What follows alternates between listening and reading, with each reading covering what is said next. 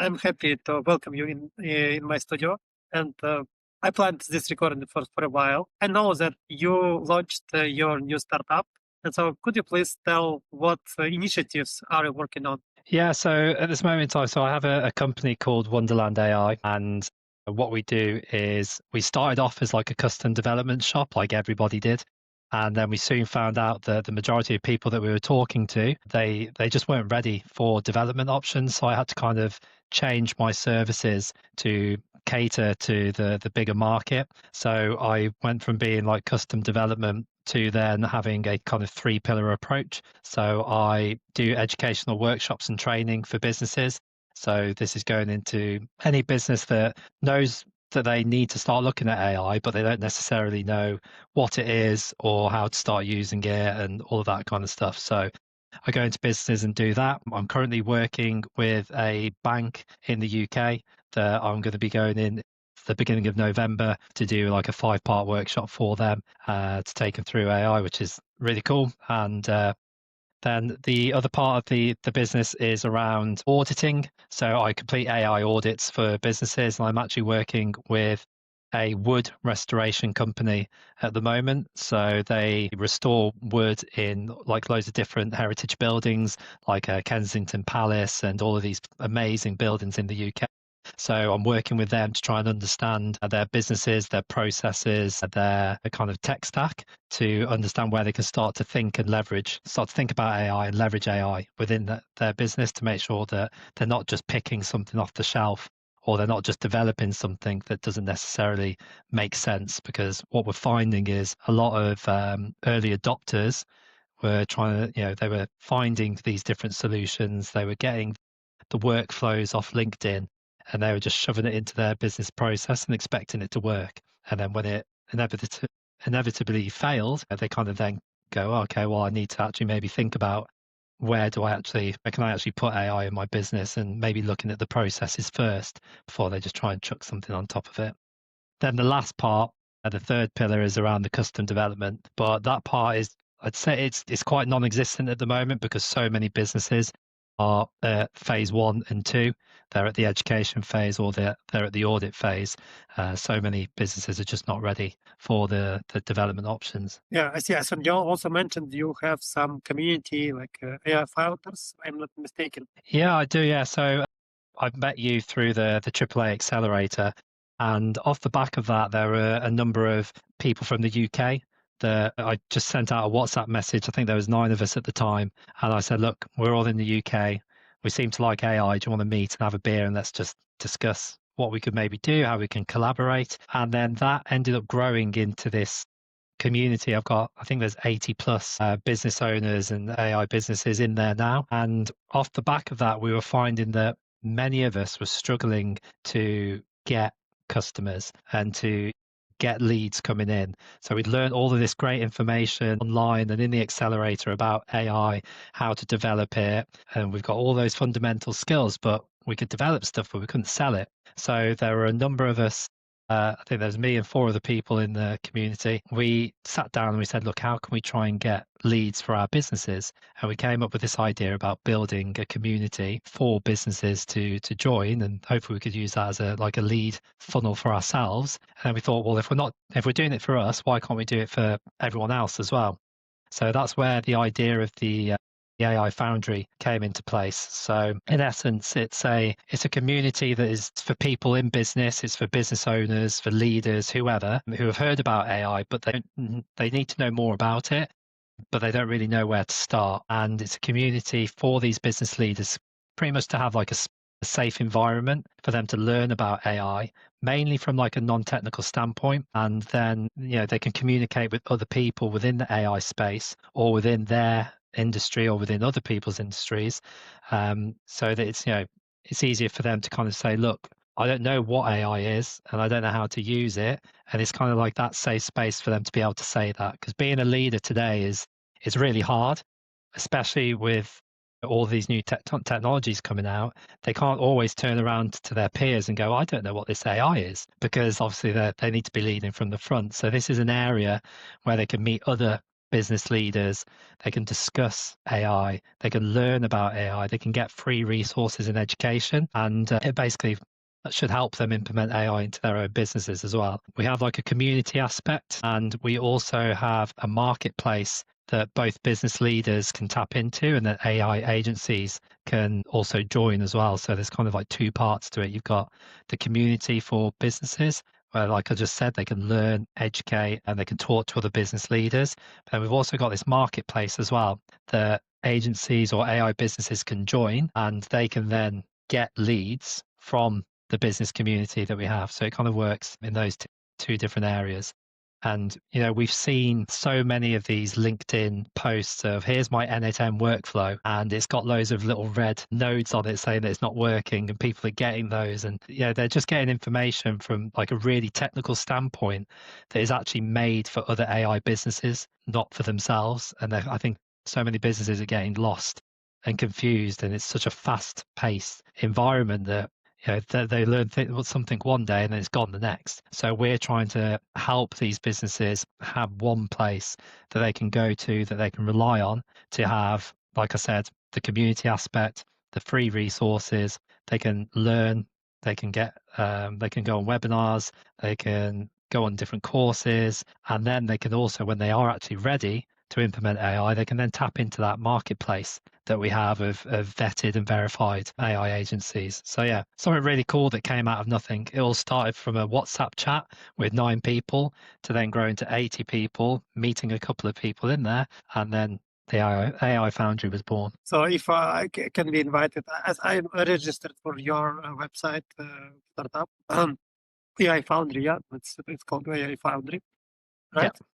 And also about WhatsApp, so if it is possibility to join the group, it will be fantastic. And I know several people of the group, so I didn't know that you were the one founder or you're the several founders of this group. So I was the sole founder of the WhatsApp group. So it was mainly for UK agencies to kind of meet, and because we have the same kind of goal in terms of building an AI company, we're all in the UK. We care about UK regulations, UK law, UK business. I thought it'd just be a great place for everyone to come together. And what we do is we have quarterly meetups as well, where we meet in person and we're able to brainstorm. Different people from the group present what they're doing so that we can see tangible outputs and development. Because again, I always bring it back to this. There's so much crap online, things that aren't really true. So we're trying to make things as real as possible. Then the AI Foundry is myself and 4 other people from the WhatsApp group and from the AAA. So there's Vinny, there's Richard, there's James, and there's Jake. So the WhatsApp group is me, but the AI Foundry is me and those guys. Yeah, that's I think that's great initiative. Great launch both of the online group and offline meetups and all this help that you provide to members and the businesses as a whole. What do you think? What are the most efficient methods of getting new clients? You mentioned LinkedIn, and maybe you can share your own experience with getting new clients and also give advice to people who want to get their first leads, first paying clients. So it's a tough one. I mean, you need to choose one channel, and even though I can talk for days and I love talking a load of rubbish, I didn't choose YouTube as like my kind of go-to. I know that it's a great place to get leads, but I found that my kind of target audience and my ICP were more towards LinkedIn.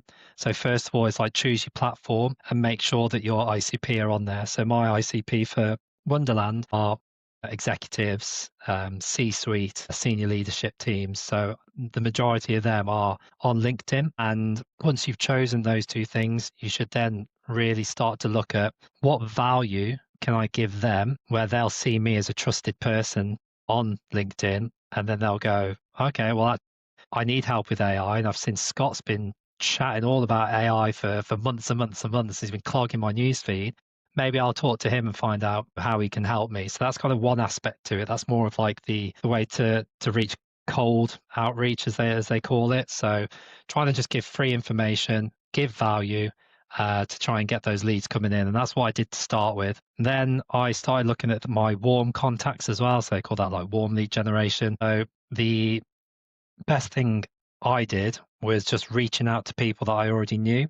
And it wasn't necessarily asking them, straight away, do you want AI or do you need education or do you want something built for you? It was, hi, how you doing?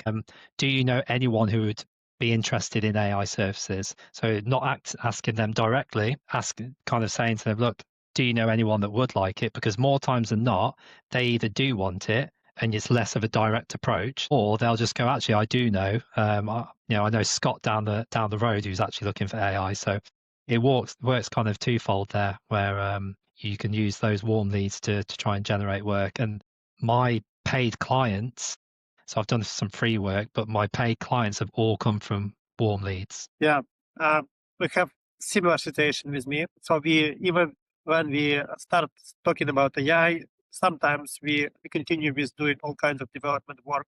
And I got my clients, several clients from warm outreach, and also I get clients from my public speeches and go to offline events, and people know me and they want to work with me. So then we also I give speeches about AI. Although I think there is a lot of things that I need to understand and learn from a practical perspective from people like you, who and several members of the London community who I know, some of them, and Simon and Schultz and Peter Gibbs. So a lot of great personalities are in your community, and they're professional and friendly. So my next question is about which industries do you think are the most interested in AI? You mentioned automaking law firms and also woodworking companies, but who are you talking to the most? So the majority of businesses that I talk to, it may be because of my background, is a lot of finance related businesses. So talking to different banking institutions, financial services, but we're finding that a lot of people in the law industry as well are looking into AI. And then you've got I'd say quite a lot of agencies as well. The majority of agencies are looking into that, whether it's your marketing agencies or your social media agencies, and then even your AI agencies as well. So I'm finding that they're kind of like the main industries. I haven't really particularly worked with any medical or pharma or anything like that, but I know that they're probably going to be heavily impacted as well. So I'd say they're finance, law, and kind of like medical care and those kind of industries are going to be the most affected and the most that are going to be more interested in AI solutions, because there is like a huge amount of repetitive work that is kind of done within those industries, lots of document creation and all the good stuff that AI is really good at. So I think that they're the ones that are kind of I'm finding that are more interested at this moment in time. And I'm finding that from putting out the information that I am on LinkedIn, it's kind of pulling those people towards me as well, because I'm doing things like AI opportunity scans and all of that kind of stuff. And the people that are coming towards me are these people from those industries. For someone who wants to get into this industry and to start practicing AI in their own lives, first, in the perspective of general usage, not from the starting in agency, but what kind of resources you say. You also told that you engage in education, educating people. So, what should one learn? Where should one start learning AI? And what resources, available resources, do you recommend the most? Maybe apart from what you do personally on one-on-one. Yeah, I mean, I'll always plug myself. You can always come to me on LinkedIn. I will hopefully show you the way. But I mean, I started off as someone who didn't know anything about AI. So to give a bit of background, I started out in many different jobs, and then I ended up falling into the finance industry for many years. And I got stuck in a job that I wasn't necessarily happy in. And I was there for a long time, and I was trying to find a way out of that job, and I stumbled onto AI. And I had no prior knowledge of AI. I wasn't necessarily the most tech person either. I'm still not. I'm just like that midpoint of tech. What I did was I just went onto YouTube. YouTube is the best free resource that you can have, as long as you can duck and dive around the BS and the charlatans that are just trying to sell you their courses, and they tell you can make £10,000 a month and all that. It really is the best place to go, and the best thing to do is just start using AI today. So don't wait for Monday. So many people are like, oh, I'll do it on Monday, or oh, I'll do it after Christmas. Just start now. Go on to Copilot if you have Copilot in your business, because the majority of businesses have Copilot within their tech stack and their domain, and just start talking to it.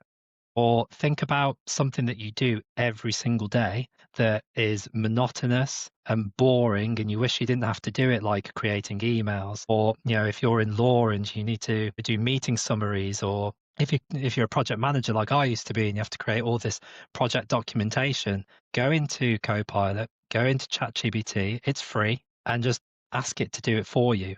Be careful not to put all your business information in there, of course, if it's the free version, because they'll take your data and use it to train the model. But you can use it to start drafting documents or be able to do what you're doing on a daily basis that's super repetitive. And then what you can do then is, if you're not trusting it 100%, you can get the output from Copilot or ChatGPT, and you can look at it against a document that you created previously that is 100% right, and then you can see what the difference is between the two documents. Then you can kind of tweak your prompt in Copilot or ChatGPT to make it as good as that one document. Then, and then once you've got that, you can just keep reusing the prompt. And then once you do that, you'll start using it every day. And then you'll start understanding, okay, this actually gave me this output, or it was better when I did this. And just exploring it. Just click about, explore. Don't be scared. You can go on to Copilot now, and it's got all the different things on the left-hand side. You can build your own agent. You can go into the create feature, which will help you with creating images, like all the easy stuff. And just start to play with it. And then go on YouTube, watch videos. And that's pretty much what I did. And now I've got 2 businesses in AI. Only, I don't know, I've been looking into AI probably about 18 months, but I've been on my own doing AI businesses for 4 months, and now I have 2. So it's just start, just don't wait, pick a tool and just start. Yeah, thank you, Scott. Myself, even though I started doing all the development and playing with Makecom and with Airtable AI and doing all these things that were mentioned in the AAA Academy, so accelerator. So, but then I found that still I delegate all the work to other people. We have one person who I helped to train the first, but he's a developer, so he understands the things. And so I spent 80% of the day talking to different people, to my clients, to potential clients, to workers. And so I just understand that I cannot delve into details of programming anymore.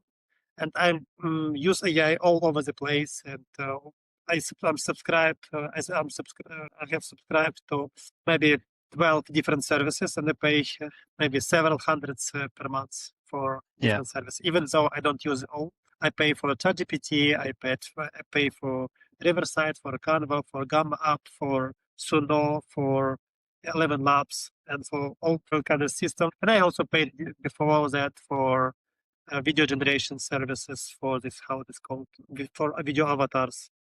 Yeah. So I think that's one of the key things. I think there are that many options out there at the moment as well for learning about AI. You can choose any one of those solutions that you just named, and you can start learning about AI there as well, because the majority of them have free starter packages. So you don't even have to pay to start using AI. Everything is free for either 7 days, 14 days, or they just have a really limited free pack that you can use. So it's never been easier to start picking up AI and just start using it. It's not like it was back in 2022 when ChatGPT came out to the public. It's been here for a while now. People have built on top of it, and it's the entry level to being able to use it is so low, but people just don't realize that. Yeah, that's absolutely, I agree with that. Can you share about your earlier education, your life? It's interesting to know about your life path, about what you did from you. So you grew up in London, right? Or did you No. So I grew up in a place called Shropshire, which is in the West Midlands in the UK. And I was there until I finished college. I was always I wasn't an average student. I was like just above average. I was never an A-star student, but I was never like below. I was kind of like, I was always too busy talking to my mates rather than focusing on the work. But I kind of got the grades that I needed to get through. I went to college. Didn't have an idea what I wanted to do after college because unfortunately I didn't become a professional rugby player.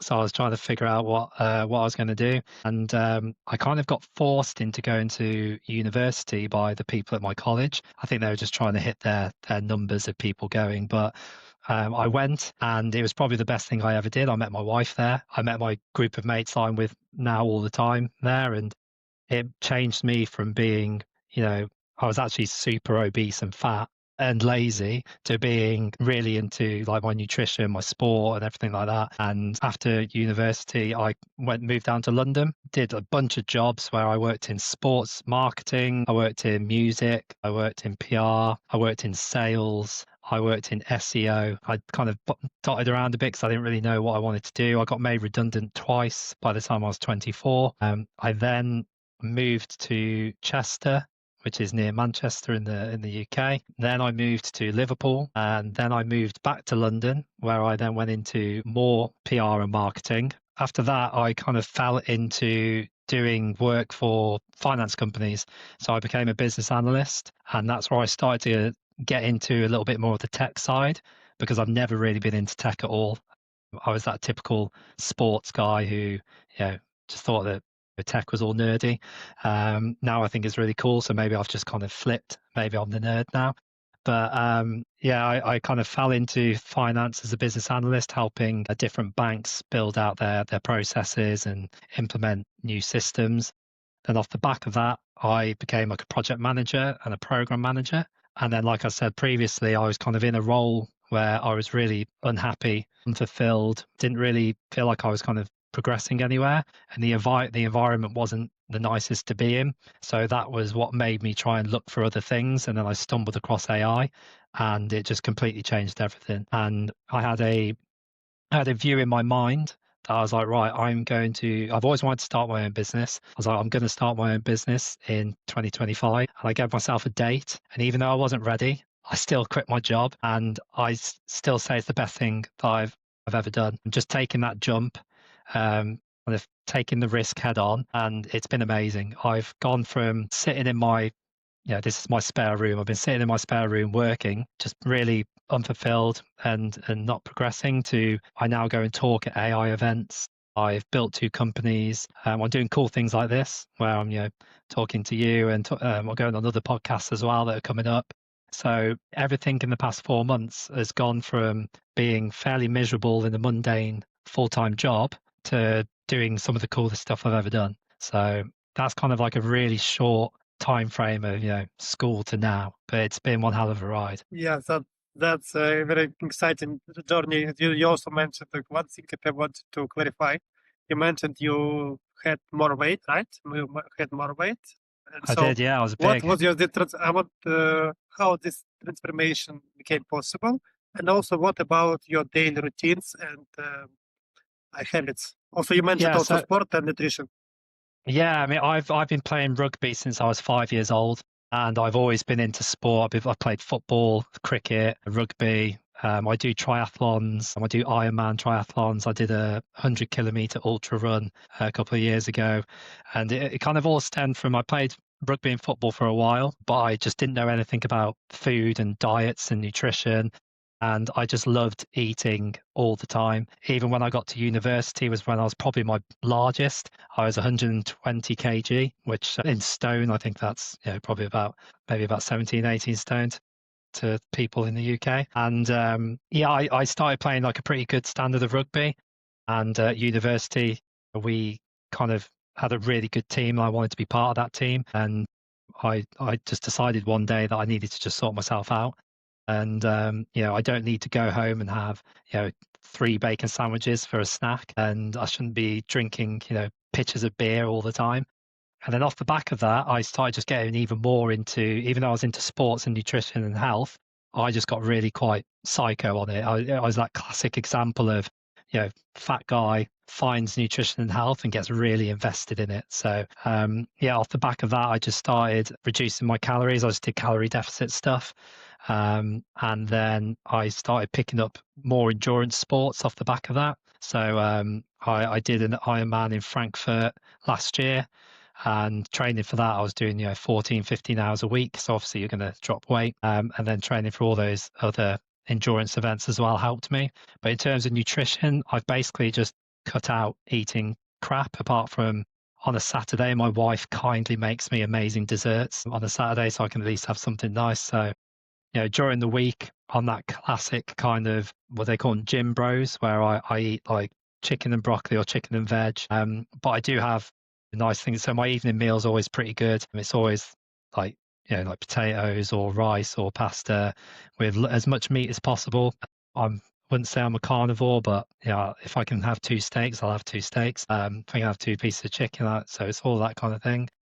And I try and just eat after lunch. So I find that eating kind of clouds my brain during the morning. So I kind of naturally do intermittent fasting, where I think I start eating at about 12:30 and I finish eating at about 6:30 the night before. So I inadvertently do about 17, 18 hours of fasting. And I just try and keep it clean. There'll be a few naughties every now and then. If my son's eating a chocolate bar, I'll take a little snap of that or whatever. But I try and keep it as clean as possible, and I just make sure that I work out every day. So every morning I get up at about 4:30, 4:45, and that first hour to an hour and a half is either gym workout, a run, or a bike, or just something so that I'm moving and being active. So that was a really long-winded answer, but that's kind of what I do. Oh, it's a profound answer, and that's what I was expecting to get from you. And nice storytelling. You have your storyteller yourself. So I also learned about it from your LinkedIn posts that you record a video and you tell a story. So that's a very nice strategy and tactic for getting more impressions. Yeah, Also, I wanted to ask about English culture in Britain, culture in London, yeah, Britain. So my understanding came from all of my childhood was on Sherlock Holmes stories. So I read it a lot. Conan Doyle, I read in Russian language, that in English language a couple times, all the Sherlock Holmes stories. And we have the very nice old Soviet movie about Sherlock Holmes. So it was all over the place here. It was like one of the best movies of my life. So I watched it maybe 20 times. And all this culture. And also we had some funny Soviet animation about how Cossacks, like warriors of Ukraine, they played football in England. So there was very funny animation. And so my understanding was it's always raining, and but people are very reserved and very classic style with ties, with costumes. So quite different what we have here, what we had here, and all the different culture. And here you see a lot of people. I think it's all over the world. People treat Britain as a classic class of gentlemen and very classic looking. What are your understanding of how your culture differs and people differ from other parts of Europe and also parts of the world? yeah. I mean, I think it's starting to change slightly. I think the gentleman esque kind of ways of the UK are starting to slip away. I'd love to see them stay because I think it's part of the British charm is to have to be a gentleman and to have banter and be able to have like some wit and sarcasm. And I think you are kind of right in that some people are quite reserved with their head down and everything, but I find that that's more kind of in the city. So when you're in London or wherever, a lot of people are just so busy in their own minds, they're just like directional, they're walking straight, they'll bump into you and whatever. But the majority of the UK, we're classic binge drinkers. So like we love drinking in the UK. I know it's normally like an Irish thing or whatever, but we love drinking. If you get people in the pub, you'll talk to anyone. The culture's amazing. Everyone's really happy. I'd say we're probably the most accepting culture in the world, even though the majority of news outlets or people will probably say different.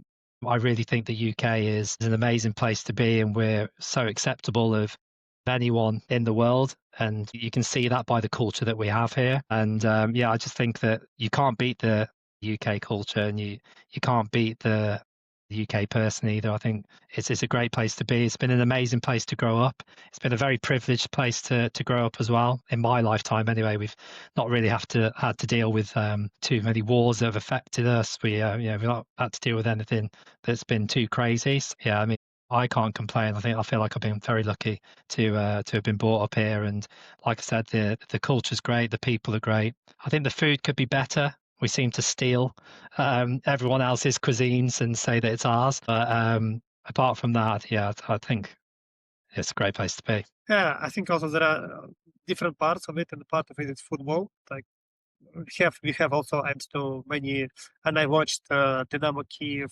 versus Best versus Liverpool. I think this is Liverpool. We played with different. I still remember some of the matches of the 90s that I went Dynamo Kiev against England's English teams. But also, there's one aspect that I like about England is the political support of Ukraine. Boris Johnson is such a creative personality. I like it a lot. So he's like Churchill, and he's like very uh, dedicated to supporting peace and helping Ukraine. He went to Kiev when nobody else came. So he came here, I think, the first one who visited Kiev when it was not safe at all. Yeah, So I think the that's thing also. with Boris is he was a national treasure and he was a great mayor in London. But then when he became prime minister, he just didn't help himself and he did too many things for a lot of people to hate him. And then there was the whole Partygate issue during COVID, which just finished him off. So I remember. It looked like fun, like for me.